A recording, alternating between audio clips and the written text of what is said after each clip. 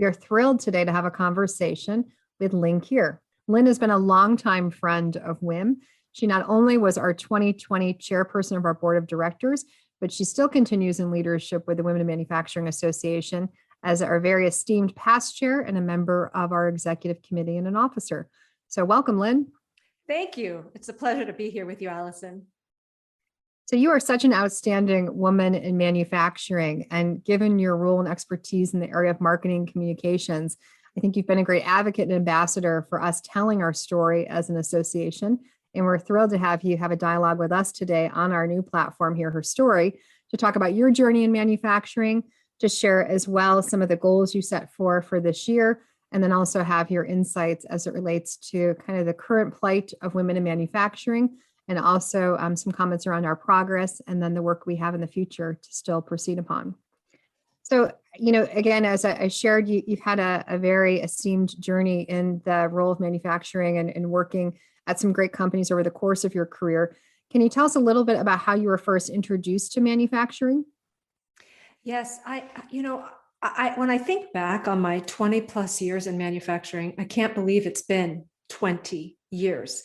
And I lucked out. I happened into manufacturing. I was graduating from graduate school, and General Motors decided they wanted to recruit individuals with broader, more international focus. And I was in international graduate school in South Carolina. So they branched out outside of the Great Lakes region and started interviewing candidates.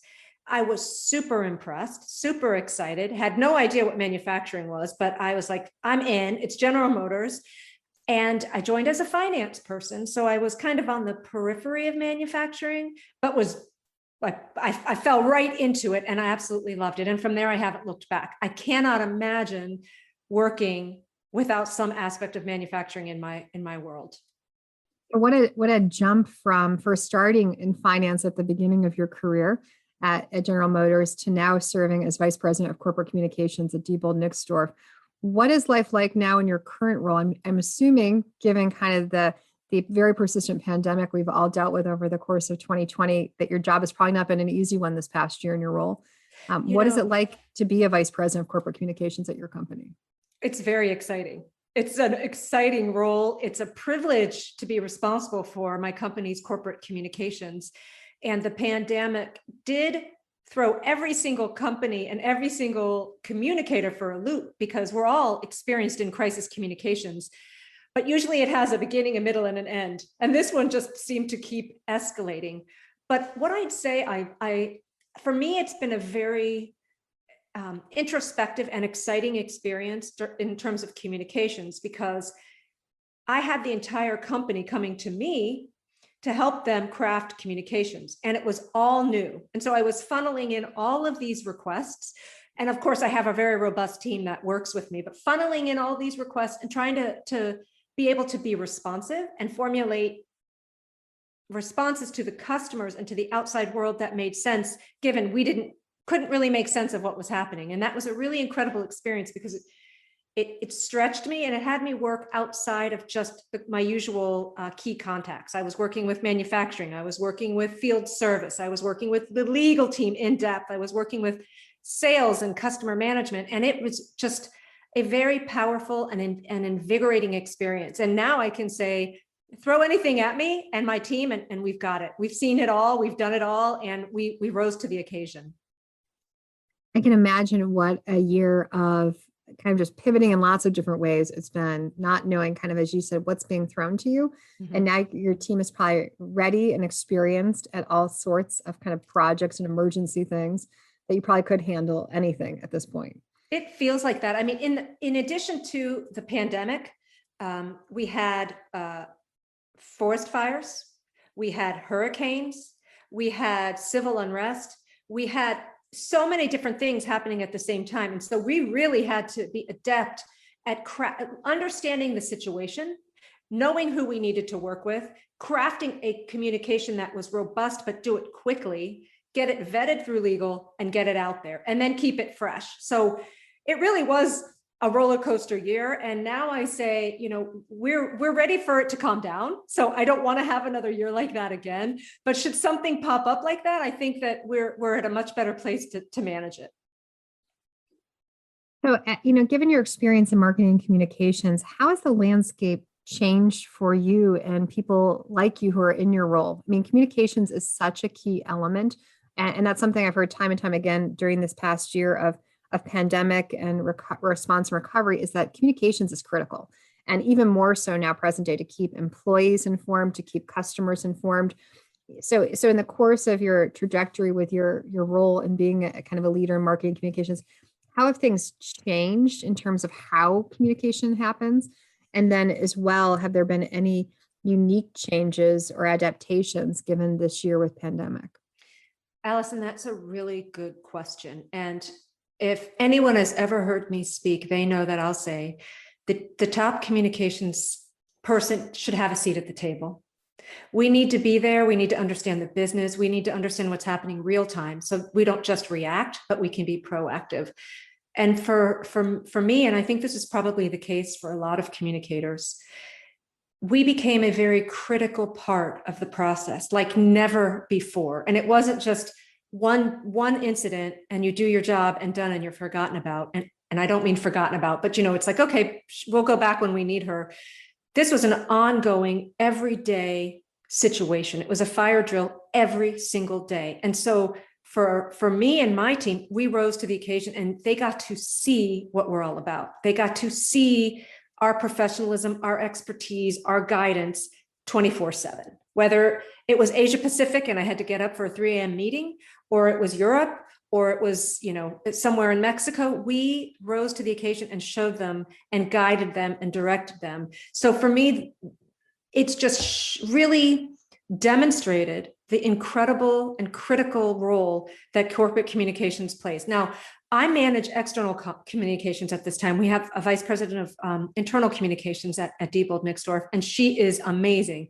So while I did all my stuff on my side, she did all of her stuff with her team on her side to keep employees informed and engaged, launched a new website to make sure employees were informed. It's interactive. So we had the whole communications field covered, but it was, I would say, a lot of sleepless nights and a lot of long days. Last spring, I don't think I went outside. I didn't see any of the beautiful spring weather. It went from winter to summer for me, but it was really very powerful. It is, and I think, as you said, I mean, this period and these unique circumstances has really helped to rise that importance of someone in the role like yours of communications and marketing, and being a spokesperson for the organization at a very critical time. So I'm sure it's been a learning journey, but as well a great time to amplify the importance of your role and responsibility. Oh, perfectly said, Allison. That's absolutely right. And it's been, despite the fact that it's been a very difficult situation, it's been very exciting to be able to respond and elevate our communications on behalf of the company. Join us virtually on June 23rd and 24th for WIM North, a regional conference for professionals who are navigating their way through their manufacturing careers, whether it be in production, the C-suite, or anywhere in between. Take advantage of opportunities to interact with manufacturing professionals based in the northern region of the United States and gain access to key industry content shared by regional thought leaders. Get a step ahead by participating in a one-on-one career coaching session, a unique opportunity included with your conference registration. Develop meaningful connections with peers in the northern states and beyond. Register today at womeninmanufacturing.org. So I'm sure over the course of your career, you've had a few challenges or a few circumstances that were difficult to kind of wade through as you went through your kind of career journey and your pathway. Can you tell us a little bit about a challenge that you had to overcome in your career and perhaps what you learned from that experience? Absolutely. I think the biggest challenge that I faced starting immediately out of college was learning to be my authentic self, me as Lynn, not me as who I thought people wanted me to be or who I needed to be to fit in. Here's an example. I was working for the Office of the Comptroller of the Currency. They regulate the national banks. And it was a really amazing position. And I was doing analysis. And I love sports. But I felt like in order to fit in, I needed to take the sports page with me and have it on my desk and sometimes read it so people could see that I was like, they could relate with me. And it's like overdoing it, right? Trying to make sure that I showed people that I could fit into all of these economists. And a lot of them were male. We had some female economists, but most of them were male. And I think part of that responsibility was on me because I didn't embrace my authentic self, but part of it was on society, where you think you're going into a workforce that's mostly men, you're trying to relate, you're 22, what are you going to do to make sure that you fit in? So, that was just the start of a long series of me trying to be someone I thought they needed me to be. Like, no personal photos on the desk, no talk about my outside life, work, do whatever they need, and don't ever let them see me.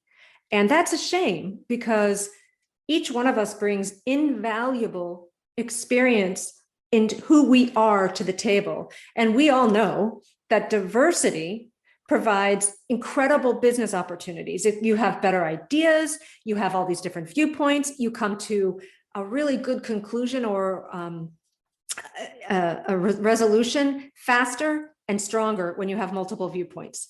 So I wish I would have known that way earlier in my career. And I would say even today, I have moments where I lose myself. And you really have to work on that, because there's no one that can be you better than you.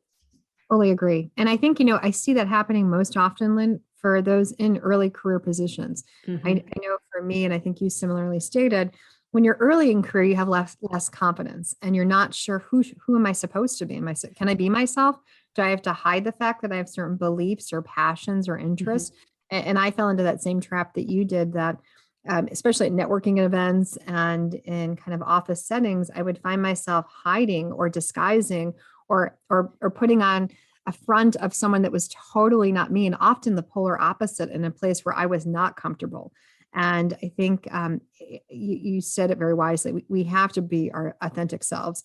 And otherwise, you're not going to be happy in that current position or career if you have to be fake Allison or your alter ego Lynn to be able to show up at your job each day. That makes life really difficult. Absolutely. It's not fun. It's not fulfilling. And the company isn't getting the best out of you. They aren't getting what you came to the company to do. And I think, it's important to have a network out there, reach out and try to find some mentors or coaches to help you. But that's not a sure thing, Allison. And I'm sure you can relate, and our audience can relate this as well. I found when I was at one of my companies and I was mid-career, and I wanted this female, extremely successful, high-level executive. And I asked her if she'd be my mentor, and she said, absolutely. And I was so excited to get some business advice, because I wasn't at a ceiling, but I wanted to break through to get to that next level. And looking for business advice, how should I position myself? What projects should I seek? And the advice that she gave me was, you talk too fast, you talk too loud, and you walk too fast. You need to change that. And I was stunned, and I listened. And so talk about tamping down or muting who you are. That next year or so, the company didn't get the best out of me because I was really an alter ego. And then I realized, I had another really good supervisor who I talked to, and he basically said, you're who you are. You don't walk too fast. You don't talk too loud. You are who you are. You're a great business person. Don't listen to that. So if you find that you're going to a mentor and that mentor only talks about personal characteristics and not professional characteristics, that's not the right mentor for you. Right. No, I fully agree. And I had a similar experience where I had gotten feedback that, and you and I must be very kindred spirits, because I had a similar feedback that was given to me about the fact that I also am a fast talker. And I will say, it was useful because I think it was said in a statement that was more related to my audience. Mm-hmm. And if I'm trying to have an audience that is receptive and listening, that perhaps my point will be better heard, listened to if I'm a little bit less speedy. So I took it with, some level of application in the future. But one of the things that was given to me as a piece of feedback was around, and I think we've talked about this at some WIM conferences before, about often kind of the conversational traits that some women have as they are making statements to end a statement as almost a question. You were an expert in your area of communications. And we were finding, and this was given to me as early feedback, that when I would make a statement, I would almost be asking for affirmation, like, do I know that? So that was, again, feedback from a mentor, very valuable, and helped me as I looked to improve my communication skills to others. You and I have talked a lot personally over the course of the past few years about the importance of relationships. And I know when I talk to individuals, especially those early career, about if they ask for advice or guidance, I say relationships are critical and they really matter, and fostering them early on and maintaining them is so very important, because if you look at the percentage of promotions that happen and advancements, so many of them happen because of relationships, not based on years of service or qualifications or application, but often who you know. So can you talk a little bit about kind of how relationships and networking have impacted your career? When I was early in my career, I thought networking and relationship building was equivalent to brown nosing. I don't know why, but that's what I thought. So I'm like, oh, nope, I'm going to have to do it all by myself. I don't need to have any special treatment. I obviously didn't understand networking or relationship building, because it's not that at all. It's building a network of people who help you be the best that you can be and help bring out your authentic self, and vice versa. You learn from them, they learn from you, and you go through your careers together.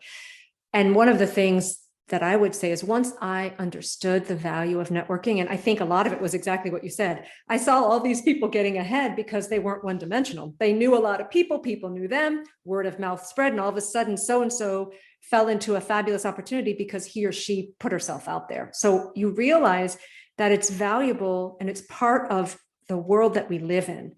So it not only adds value to you as an individual, but it adds value to your perspective and your reputation at the office or on the plant floor or wherever you are. WIM has, I would say, for me, one of the things that WIM did was help me feel connected to so many more people in all different areas of manufacturing and all different functions. And it changed my world, Alice. And I think I've told you this before in conversations. From that first panel discussion that I participated in, all the way to being chair and now past chair of WIM, I don't know what I would have done these last several years without WIM in my world. And not only has it impacted me by learning all different kinds of experiences from all different people and knowing that they were all on this journey together, and we all have elements of shared experiences out there, no matter who you are and what you're doing.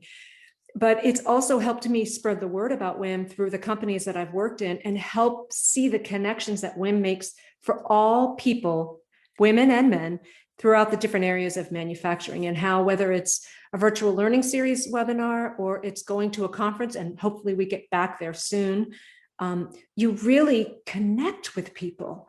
And that in itself makes you feel more empowered and stronger and more comfortable being who you are, knowing you are not alone. So I cannot stress the importance of sincere, authentic relationships and networking. And yes, when you go to a networking event, it's uncomfortable for everybody. You got to get started and get yourself in there and introduce yourself and just enjoy the process. Know that you're all in it together, and you never know. Maybe you go to a networking event and you don't come out with any key people that you think are going to be in your zone, but you might find a few people that you have a coffee with afterwards. You meet later, you have a Zoom conference with, that become a really good ally of yours. So it's just important to get out there and be sincere and authentic, but make it a priority. Definitely.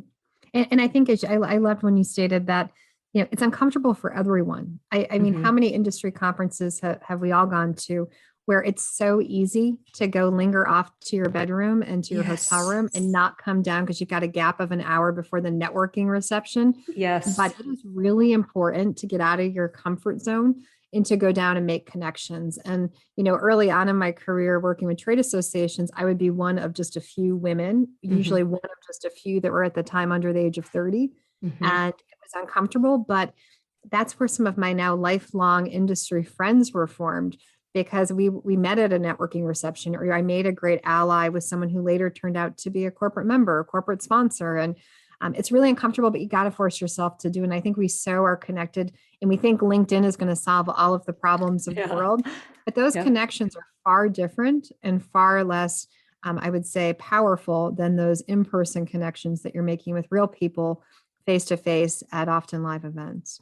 Absolutely. And one other thing is, you learn a lot about yourself just putting yourself out there.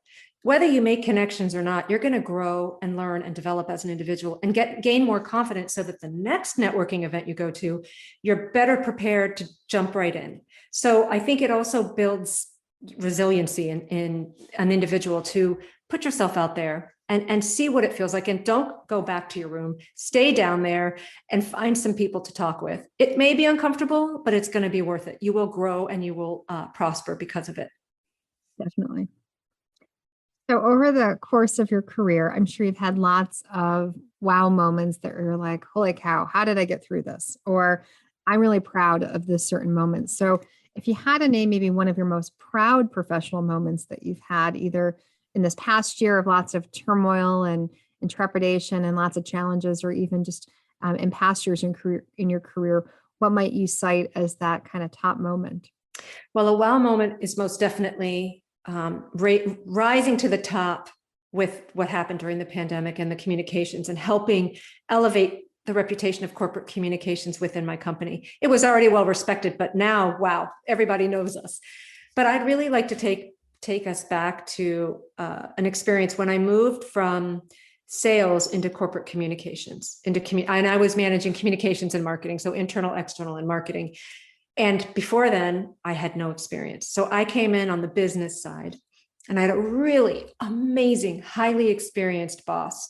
So I was feeling quite comfortable that I'd have the guide to get me through. Well, unfortunately, he gave his notice. He had some other fabulous opportunities. So now here I was in charge of the communications and marketing without this strong leader to help me and guide me through. And what happened was at that time, we were going to divest a portion of our business. And the communications plan is a critical part of that, right? You've got to get the internal and the external communications right, or it can go south really fast. I was like 3 months into communications in general, let alone knowing how to put together a crisis communications plan, a divestiture plan. And guess what? I did it. I figured it out. It was one of the best moments of my career because it helped me understand that I had the power to do it. Whether I was experienced in communications or not, I could figure out how to get it done, how to develop a basic communications plan, how to work with the key constituents to understand the key areas of concern, understand the deal, and make sure that we had all the communications ready to go. To make it more complicated, we were a private company, we were in Chapter 11 reorganization. So the way you communicate externally is even more critical than under normal circumstances. And I'm proud to say we didn't have anything leak internally or externally. Everything that was communicated around the world was communicated in a coordinated manner. And I hate to say it, Allison, but back then, you couldn't just hit a button and publish a release. Like it all had to be coordinated. People had to get up in the middle of the night and press a button or whatever. And it worked. It was flawless. And it gave me the confidence to know that there might be some scary challenges that come to your way and you're thinking, oh my gosh, I don't even know where to start, but you have it within you to figure it out and to excel. So to me, I think that's one of the most significant points in my career, because what could have been a scary disaster turned out to be something that was scary. And then it was like, oh no, I've got this. And it worked. And it was hard and it was stressful, but it turned out to be a major success and a real turning point in the way I viewed opportunities and challenges that came forward. That's a great accomplishment and a great story of, I think so often you hear from women like yourself who are thrown in or promoted to positions where then there's often not a successor or there's not someone to kind of handhold and guide you through each and every facet of that role. And so you figured it out. And that's where I think women as leaders and as people who kind of make things happen, we're able to figure things out. We often learn on the job, learn through experiences. And it sounds like you did a stellar job going through what sounds like it could have been a very difficult time of communicating during a little crisis and lots of transition. And as we know, there are statistics out there that when a woman looks for a job opportunity, if she doesn't have like 90% of the skills, she's like, whoop, nope, I can't do it. And maybe the men say, oh, I have about half of what that needs, I can do it. This, I hopefully will illustrate to all of those women out there, all of our peers, you've got what it takes. You can do it. You may not think you do, but you do, and go for it, because you will figure it out and you will excel. And even if you don't excel, you will learn and grow and develop and add to your toolbox. But you've got what it takes. Absolutely. We are problem solvers, and we bring people together when we're allowed to. Like with this divestiture, I was only allowed to talk with so many people, but you figure out how to get it done, how to solve the problem, and how to protect and nurture people in the process. I think you spoke to that very well. It is sad that so few women feel like, or I should say, so few women feel like they're ready for that next leap. And that I guess too few women feel like those skill sets are all kind of under their belt, and they don't need to all be under your belt, as you said. Yeah. You know, so many of us have those talents and abilities that can be applied to learn that skill or to learn that facet of a position that's posted. And I think you gave a great illustration of kind of rising to the occasion of learning those skill sets needed for your position on the job. Yeah, and don't let fear of the unknown hold you back. Nobody knows everything.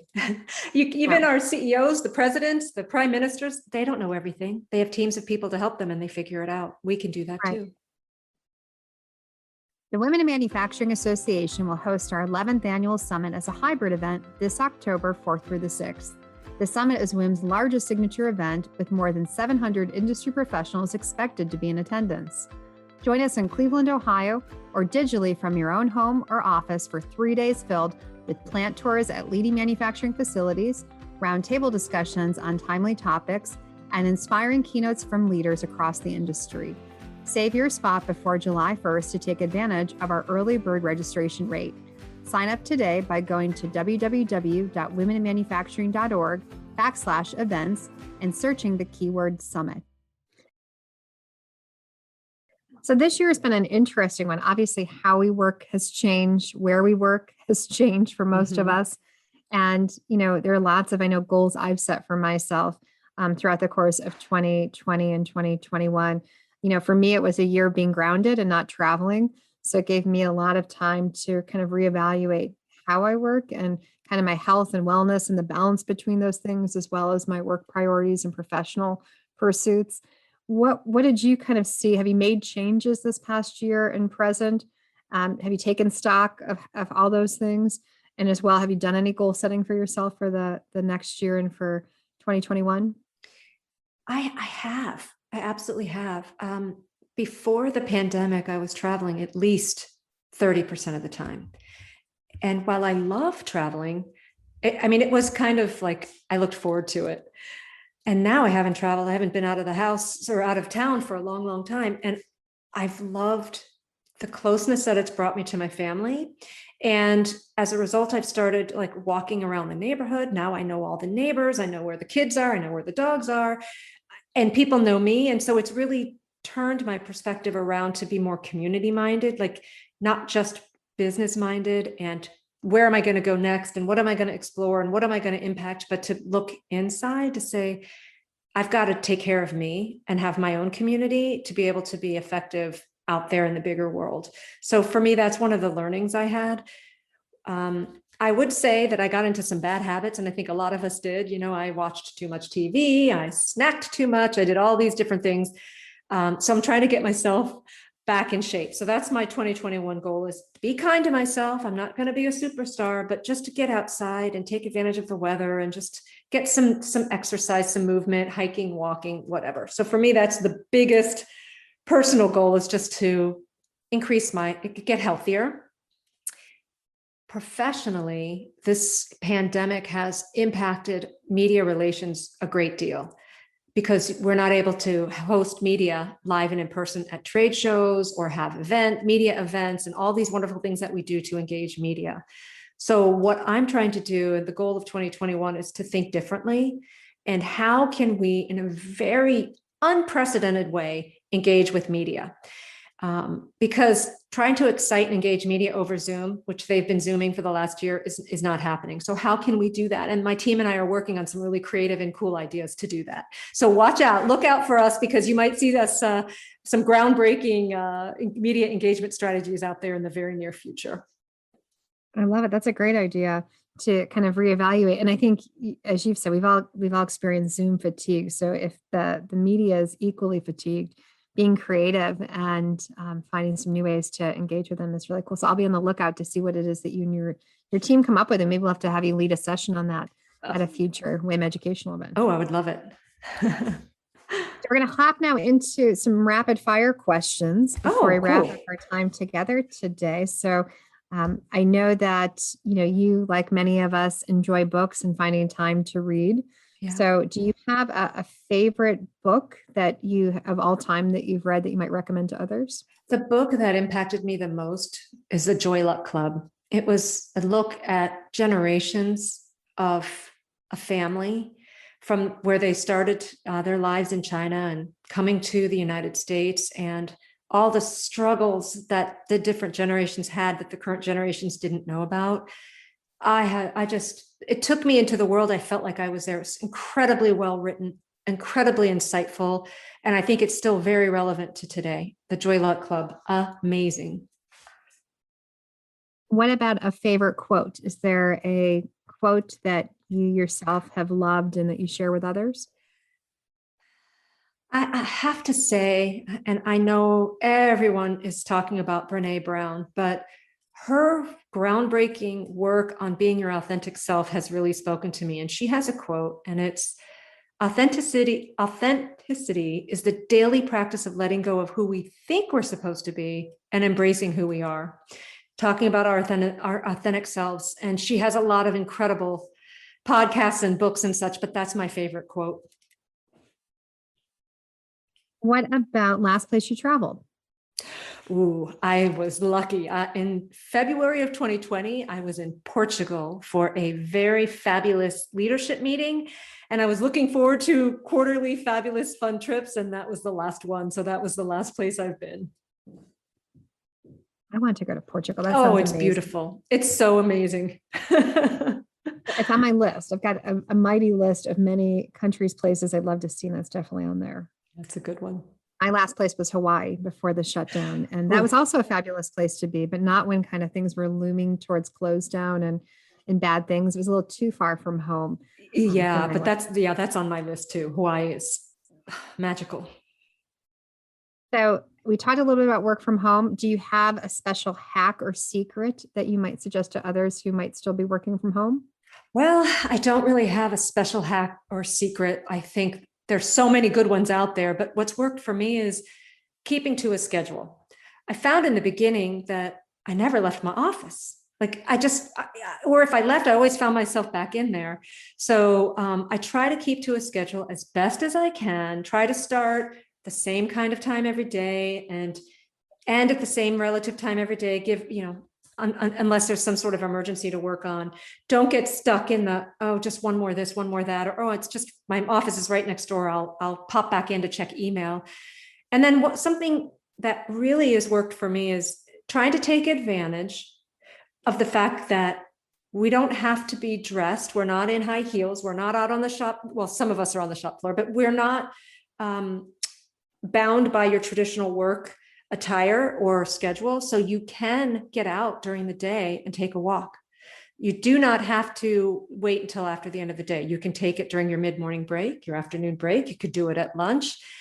So for me, that's something I'm trying to do. I couldn't do it last year because with the pandemic, I was too busy with getting all of the communications ready. And as I said, I kind of missed spring. So this year I take advantage of walking at different times of the day to, have a feel for the way it feels and meet different neighbors and just kind of get some fresh air. Yeah, I'm doing the same. It has been amazing to be able to just take, as you said, a quick break in the morning or afternoon to walk around, to enjoy the weather. And I think it also gives you some reflection time. I'm horrible. I've been trying for years now. It's been on my list to try to learn how or to start meditation. And for me, that's my kind of reflection time when I'm walking, to kind of think about, okay, what have I gotten done? What am I thinking about? What projects do I still have that I've got to be tackling? and just to have that open creative time in your brain. And then I come Yeah. back and I find maybe some of those things I was struggling with, I found an answer while I was walking, or I thought of something creative. So I agree. It's been such a blessing to be able to have kind of that ability to go for a quick walk. Absolutely, it does. It clears your mind. And you don't have to start thinking about anything. The thoughts will just be there. And sometimes you just wipe the thoughts out and enjoy the birds and the trees. But it is a really good way to reflect. It is. So what is one piece of advice that you would want to share with the next generation of women in manufacturing? Oh, I just want everyone to know that manufacturing is a great place to work. It is a great career. You can do anything. You can be in operations. You can be in human resources. You can be in sales. You can be in engineering. You can do anything. You can do all of it. There's so many opportunities. You can travel the world. Being in manufacturing, I've been able to travel the world several times. It is wonderful. I would say find a sector within manufacturing that excites you. Is it automotive? Is it food and beverage? Is it electronics? Find something that creates excitement that you love and go for it. Jump in and go. And make sure that you network, make sure that you attend WIM events, because we are here for you. We have shared experiences. We are all over the place. But yeah, please join manufacturing, find a mentor, and let's go together. Great piece of advice, Lynn. And I hope many of our listeners, maybe those, especially those who aren't yet in a manufacturing career, will come join us. Thank you so much, Lynn, for your time today. It was great to have a chat and to hear about your story. And we appreciate you being a guest. And I'm sure we'll have many other conversations in the future. So thanks. Thank you, Allison. It was an absolute privilege. I really respect the work that you're doing with WIM. And there are many of us that are very grateful for you and for the work of the whole team. Thank you. Thank you for listening to Hear Her Story, a podcast produced by the Women in Manufacturing Association. Be sure to share, review, and subscribe to Hear Her Story on Apple, Google, Spotify, or wherever you like to listen.